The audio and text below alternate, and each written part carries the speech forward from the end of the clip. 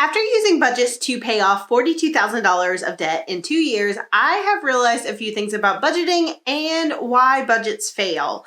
They have failed for me in the past multiple times, so I'm definitely speaking for experience in this video, but there are some common reasons why budgeting fails for people and why they never give it a chance because it seems like it just does not work. People often think of budgets as restrictive, as something that they have to do and sacrifice in order to get their goals. But really, budgets just give you permission to spend on what you want. They give you permission to use your money how you want because you know that your bills are taken care of. You know that your future is set because you're putting money away. Budgets are amazing and they can definitely change your financial life and improve it so that you feel wealthy and confident. So in this video, I'm going to go over some of the common reasons why budgets fail that I've learned over the years from budgeting my money here on YouTube and also working with people on their budgets. So let's get started and look at why your budget might be failing. The number one reason why I see people fail with budgets is because they're creating a budget with unrealistic expectations. A lot of times when you first create a budget, you go crazy with the numbers and you think that you're going to cut your spending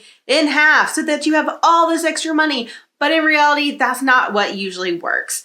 When you create a budget, generally you're going to want to take what you're already spending, take what you're already doing, and make minor adjustments. You're not going to go straight from 0 to 100. You're going to start small and make small changes that are realistic in your life. If you don't know how to make your first budget, I have videos on that. But basically what you do is you look at what you're currently doing, what you've spent for maybe the last month, last 6 months, write it all down, write all your bills down, and make sure that you have your income covering all of those things. Then you can make cuts to certain categories like how much you're spending on food or how much you're spending on going out and drinking, how much you're doing for entertainment. Those are categories where people cut drastically in the beginning and have really unrealistic expectations on how much money they're going to save.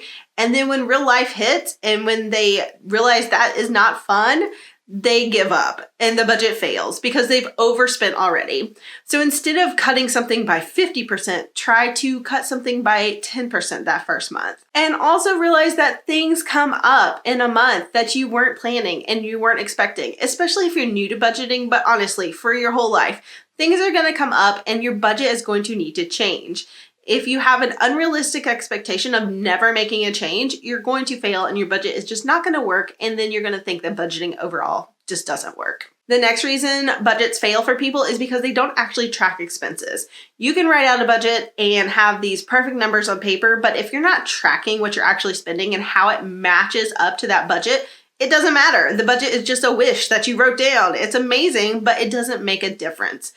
Budgeting is first writing out that plan and then also tracking and measuring it against that plan. If you're failing to keep track of your expenses as the month goes or as your paycheck period goes, then you're not actually budgeting. You're just writing out something in the beginning to give yourself an idea, but you're not doing the full budgeting process. If you want your budget to work, you have to track your expenses, and you can do that with pen and paper. You can do that with an app. You can do that with an Excel spreadsheet. There are lots of ways to actually track your expenses, and there are some ways that are automated that are amazing. And I love using apps that just do it all for me. So I don't have to actually write everything down. I can do it once in the beginning and then have the app automatically track everything. And then I'm done. And then I can use that information to base if my budget is working or not.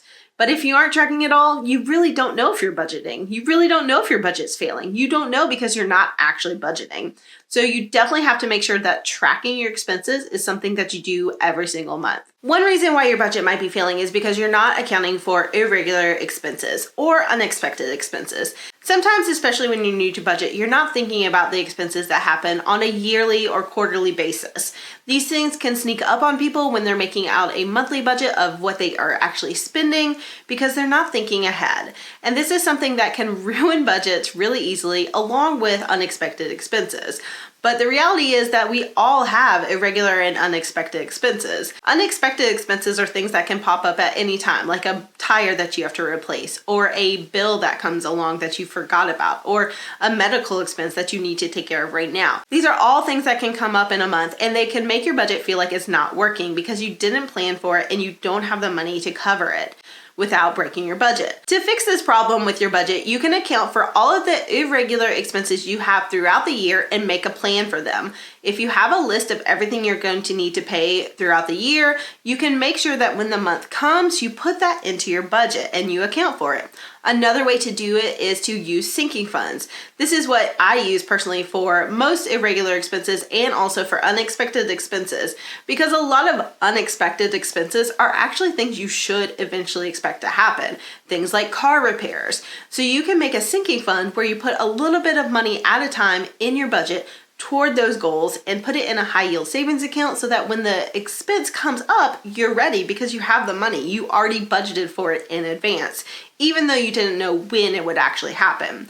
This is definitely the way to budget for those expenses that you can't expect, because it helps you put aside money at first so that when it actually comes, you're ready. So if you feel like your budget is failing because of these types of expenses, definitely try that and see if it helps. Your budget also might be failing because you're just not adapting to changes. Your budget needs to change. You can write it out and then 2 days later, you might need to rework it and change it. The changes might be necessary because you have more income. Maybe you have a bonus that came through, or maybe you have some money that you weren't expecting, or you worked overtime.